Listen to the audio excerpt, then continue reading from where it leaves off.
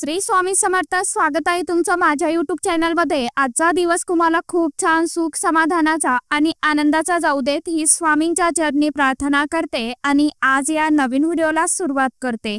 तर बघा मित्रमैत्रिणींनो, उद्या कोजागरी पौर्णिमा म्हणजे शरद पौर्णिमा। हे व्रत सर्वात श्रेष्ठ आणि पवित्र असं व्रत मानलं जातं। दसऱ्यानंतर आश्विन महिन्यातील शरद पौर्णिमा ही कोजागिरी पौर्णिमा या नावाने सुद्धा ओळखली जाते। वर्षात येणाऱ्या प्रत्येक 12 पौर्णिमेचं विशेष महत्त्व आहे। त्याचप्रमाणे शरद पौर्णिमेला चंद्राला खास महत्त्व असून या दिवशी चंद्रप्रकाशामध्ये तापवलेलं दूध ग्रहण करण्याची प्रथा ही आपल्याकडे आहे। अनेक लोक पौर्णिमेचा उपवास देखील करतात। हिंदू धर्मानुसार पौर्णिमा तिथीला विष्णुदेव आणि माता लक्ष्मीची आराधना सेवा करण्यात येते। त्यासोबतच या दिवशी चंद्राची पूजा करण्याची देखील परंपरा आपल्याकडे आहे। असं मानलं जातं की शरद पौर्णिमेला चंद्र इतर दिवसांपेक्षा अधिक चमकदार असतो। असं म्हणतात की या दिवशी चंद्राच्या किरणातून जणू अमृत पृथ्वीवरती पडत असतं। हा दिवस आणखीन एक विशेष आहे कारण देवी माता लक्ष्मी शरद पौर्णिमेच्या रात्री पृथ्वीवरती येत असतात। या दिवशी धनाची देवी पूजा करण्याची पद्धत आपल्याकडे आहे आणि धनाची देवी म्हणजेच माता लक्ष्मी माता लक्ष्मीची या दिवशी पूजा केल्यामुळे आपल्याला तिचा विशिष्ट असा कृपा आशीर्वाद जो आहे तर तो प्राप्त होत असतो। तर कोजागरी पौर्णिमा 2025 मध्ये 6 ऑक्टोबरला वार सोमवार या दिवशी आलेली आहे। या दिवशी आपल्याला आपल्या घरामध्ये या एका झाडाचं पान जे आहे तर ते घेऊन यायचं आहे। यामुळे शत्रू तुमच्या समोर गुडघे टेकवेल आणि तुमच्या मनातील अगदी कितीही कठीणातील कठीण इच्छा ही नक्कीच पूर्ण होईल। असा हा अतिशय अत्यंत प्रभावशाली उपाय आपल्याला उद्याच्या दिवशी करायचा आहे। आता हा उपाय कशा पद्धतीने करायचा आहे, कोणत्या वेळेमध्ये करायचा आहे आणि कोणत्या झाडाचं पान आपल्याला आणून कशा पद्धतीने उपाय करायचा आहे याविषयीची संपूर्ण माहिती आजच्या या नवीन व्हिडिओमध्ये मी तुमच्या बरोबर शेअर करणार आहे। त्यामुळे तुम्ही हा व्हिडिओ स्किप न करता शेवटपर्यंत नक्की बघा। चॅनल वरती तुम्ही जर हा व्हिडिओ पहिल्यांदा बघत असाल तर चॅनलला आवर्जून सबस्क्राइब करा आणि असेच नवनवीन माहितीपूर्ण व्हिडिओ बघण्यासाठी समोरील बेल आयकॉनलाही प्रेस करा। त्यामुळे काय होईल, जेव्हा कधी मी नवीन व्हिडिओ अपलोड करेल तर सर्वात अगोदर त्याचं नोटिफिकेशन तुम्हाला मिळेल आणि तुम्ही एकही व्हिडिओ मिस करणार नाही। मित्रमैत्रिणींनो, आश्विन महिन्यातील पौर्णिमा 6 ऑक्टोबरला दुपारी 12:23 सुरू होणार आहे आणि दुसऱ्या दिवशी म्हणजे 7 ऑक्टोबरला सकाळी 9:16 संपणार आहे। तर उदय तिथीनुसार 6 ऑक्टोबर रोजी पौर्णिमेचा चंद्र असणार असून या वर्षाची शरद पौर्णिमेचा उत्सव म्हणजेच कोजागरी पौर्णिमेचा उत्सव हा 6 ऑक्टोबर रोजी आपल्याला साजरा करायचा आहे। चंद्राच्या अमृत वर्षावामध्ये मसाला दूध खीर करण्याची प्रथा 6 ऑक्टोबरच्या दिवशीच म्हणजे सोमवारच्या दिवशी आपल्याला करायची आहे। पाटावर किंवा चौरंगावरती पूजेची मांडणी करावी। माता लक्ष्मीचं प्रतीक म्हणून विड्याची 2 पानावरती सुपारी ठेवावी। तांदूळाच्या राशीवरती पाण्याने भरलेला तांब्याचा लोटा किंवा गडवा ठेवावा। त्यामध्ये आंब्याचा एक डहाळा हे इंद्राचं प्रतीक म्हणून ठेवावं। नंतर चंद्राचं प्रतीक म्हणून चंदनाचा भरीव गोल बनवावा। अशी मांडणी रात्री 12 वाजेपर्यंत आपल्याला करून ठेवायची आहे आणि 12 ते 12:30 या वेळेमध्ये या मिनिटांमध्ये आपल्याला दुधाची वाटी जी आहे तर ती चंद्र किरणामध्ये ठेवा, जेणेकरून चंद्र देवता शलाका रूप आहात अमृताचा प्रसाद देतात। त्यानंतर 12:30ला पूजेच्या पाटासमोर दुधाची ही वाटी ठेवून चारही देवांची आपल्याला हळदी कुंकू अक्षदा फूल अर्पण करून अष्टगंध वाहून पूजा करायची आहे। दिवा धूप ओवाळून घ्यायचा आहे आणि शरद पौर्णिमा हा धार्मिक सण तसंच शेतकऱ्यांच्या दृष्टीने शेतातील पीक कापणीचा उत्सव देखील मानला जातो। हा सण पावसाळ्या ऋतूचा शेवटचा आणि हिवाळ्याची चाहूल दर्शवत असतो।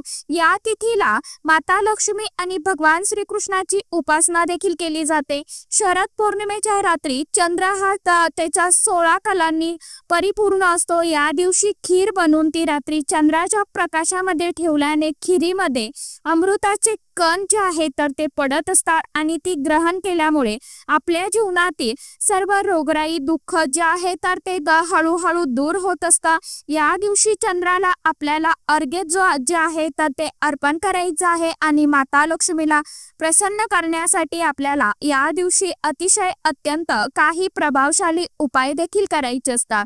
कोजागरी पौर्णिमेच्या दिवशी रात्री झोपलं जात नाही जोपर्यंत आपण रात्री 12 पर्यंत चंद्राची पूजा करत नाही।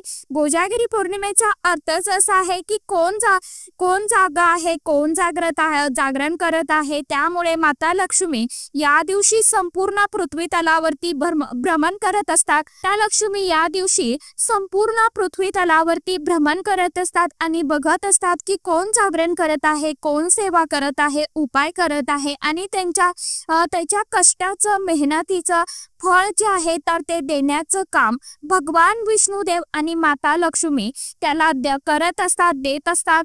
धनाची देवी माता लक्ष्मीच्या संबंधित या दिवशी काही प्रभावी सेवा तुम्ही तुमच्या घरामध्ये आवर्जून करा।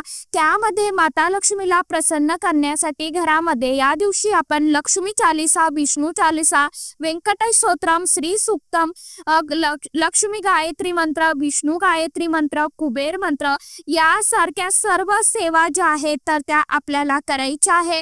त्याचबरोबर भगवद्गीतेतील 15व्या अध्यायाचं पठण देखील आपल्याला करायचं आहे।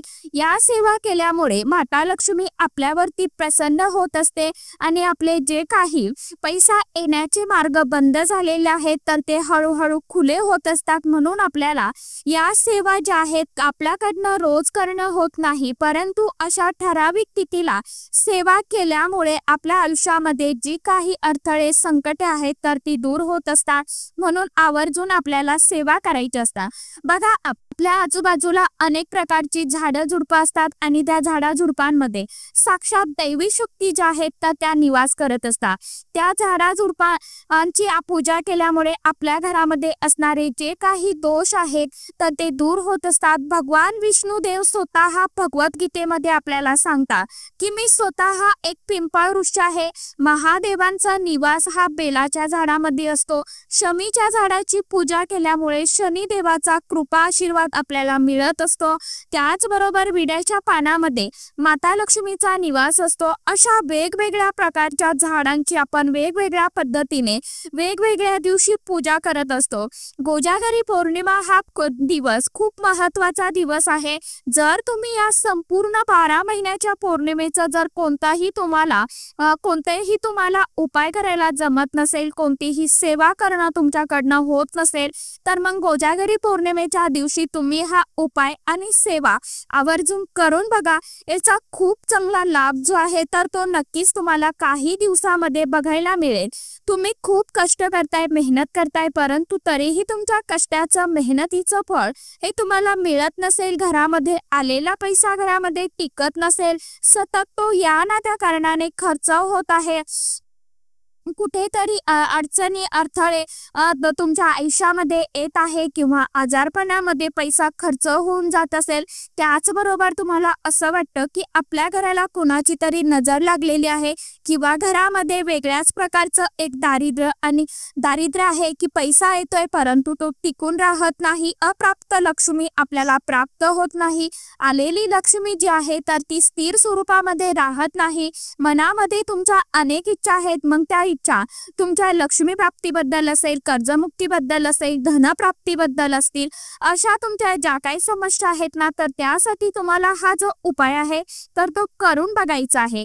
अगदी साधा सोपा उपाय आहे। हा उपाय जर तुम्ही पूर्ण विश्वासाने आणि भक्तीने केला तर त्याचा नक्कीच लाभ जो आहे तर तो तुम्हाला होईल। अर्थात बघा कष्टाला पर्याय नसतो, परंतु कष्टासोबत आपल्याला आपल्या नशिबाची साथ मिळावी म्हणून आपण हे जे छोटे मोठे उपाय असतात तर ते अशा ठराविक तिथीला करत असतो। तर बघा उद्या कोजागरी पौर्णिमेच्या दिवशी दिवसभरामध्ये कधीही तुम्ही हा उपाय करू शकता, काही अडचण नाही। तुम्हाला ज्या वेळेमध्ये तुम्हाला वेळ मिळेल त्या वेळेमध्ये तुम्ही हा उपाय करा। यासाठी तुम्हाला सकाळी लवकर उठायचं आहे, स्वच्छ स्नान करायचं आहे, आंघोळीच्या पाण्यामध्ये थोडीशी दिवशी हळद टाकून तुम्हाला अंघोळ करायची आहे। आपली रोजची जी काही नित्य देवपूजा सेवा अर्चा आहे तर ती करून घ्यायची आहे। त्यानंतर आपल्या देवघरासमोर तुम्हाला हा उपाय जो आहे तर तो करायचा आहे। आता या उपायासाठी तुम्हाला लागणार आहे एक बेलाचं पान जे असतं ना तर ते तुम्हाला लागणार आहे। बेलाच्या झाडामध्ये बघा सोमवारचा दिवस आहे, या दिवशी देवादिदेव महादेवांचा वार आहे। त्याचबरोबर धनलक्ष्मी प्राप्तीसाठी आपण माता लक्ष्मीची सेवा करतो आणि देवादिदेव महादेवांची सेवा केल्यामुळे लक्ष्मी जी आहे तर ती आपोआपच आपल्याकडे येत असते। त्यामुळे हा जो उपाय आहे तर तुम्ही आवर्जून करून बघा। यासाठी तुम्हाला एक बेलाचं पान घ्यायचं आहे, ते स्वच्छ धुवून पुसून काढायचं आहे। फक्त पान घेताना तुटलेलं फाटलेलं घेऊ नका किंवा खराब झालेला घेऊ नका, तुम्ही विकत आणू शकता किंवा एखाद्या झाडाचं तोडून आणलं खाली पडलेलं असेल तरी देखील चालेल। पण सोमवारच्या दिवशी बेलाचं पान जे आहे तर ते तोडलं जात नाही, त्यामुळे तुम्ही जर विकत आणणार असाल तर अतिशय उत्तम। जर तुम्हाला तोडायचं असेल तर ते रविवारीच तुम्हाला तोडून ठेवायचं आहे। यानंतर तुम्हाला मध लागणार आहे।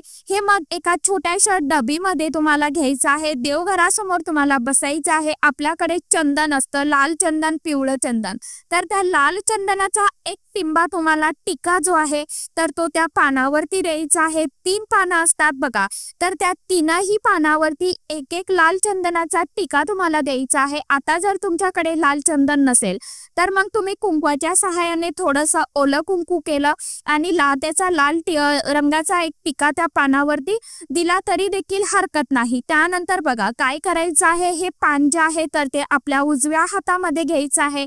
देवघरासमोर दिवा धूप लावून तुम्हाला बसायचं आहे आणि तुमची जी काही इच्छा असेल ती इच्छा तुम्हाला व्यक्त करायची आहे। आणि एकदा तुम्हाला तिथे बसूनच कनकधारा स्तोत्रम जे आहे तर ते पठण करायचं आहे।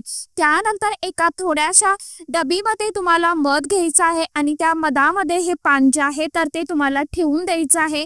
झाकण बंद करायचं। झाकण बंद करून हा जो डबा आहे किंवा जी डबी आहे, तुम्ही जी कुठली डबी घेतलेली असेल ती तर ती तुम्हाला तुमच्या देवघरामध्ये ठेवून द्यायची आहे।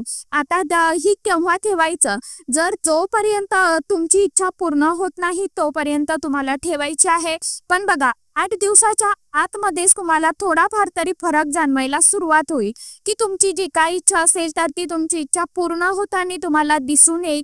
आणि त्याचबरोबर माता लक्ष्मी जी आहे तर ती आपल्या घरामध्ये नेहमी प्रसन्न राहील, आलेला पैसा टिकून राहायला सुरुवात होईल। तर असा हा अतिशय अत्यंत प्रभावशाली उपाय तुम्हाला उद्याच्या दिवशी आवर्जून करून बघायचा आहे। परत एकदा सांगते, ज्यांनी व्हिडिओ उद्या बघितला लेट बघितला त्यांनी काय करायचं आहे, तर उद्या तुम्हाला जर नाही शक्य झालं बेलाचं पान तोडणं, कारण उद्या सोमवारच्या दिवशी बेलाचं पान जे आहे तर ते तोडलं जात नाही, तर तुम्हाला मंदिरामध्ये शिवलिंगावरती बेलपत्र असतात बघा, तर ते तुम्ही तिथलं एक बेलपत्र घ्यायचं आहे, ते घरी आणायचं आहे, स्वच्छ धुवून काढायचं आहे, पुसून काढायचं आहे आणि तुम्हाला देवादिदेव महादेवांना ते पान जे आहे बेलपत्र तर ते विचारून घ्यायचं आहे की मी माझ्या या सेवेसाठी या समस्येसाठी हे पान जे आहे तर ते घेत आहे। अशा पद्धतीने तुम्हाला दर्शन करायचं आहे, पान उचलून आणायचं आहे घरी आणि नंतर धुवून पुसून तुम्हाला सांगितल्या पद्धतीने उपाय करायचा आहे। ज्यांना नसेल समजलं त्यांनी कमेंट बॉक्स मध्ये विचारू शकता, काही अडचण असेल त्यांनी विचारलं तरी हरकत नाही। तर चला आजच्या व्हिडिओ मध्ये इतकीच माहिती होती, कशी वाटली नक्की सांगा। व्हिडिओ आवडला तर चॅनलला आवर्जून लाईक शेअर सबस्क्राईब जरूर करा। परत भेटूया नवीन माहिती सोबत नवीन व्हिडिओ सोबत, तोपर्यंत सर्व माझ्या YouTube परिवाराला श्री स्वामी समर्थ।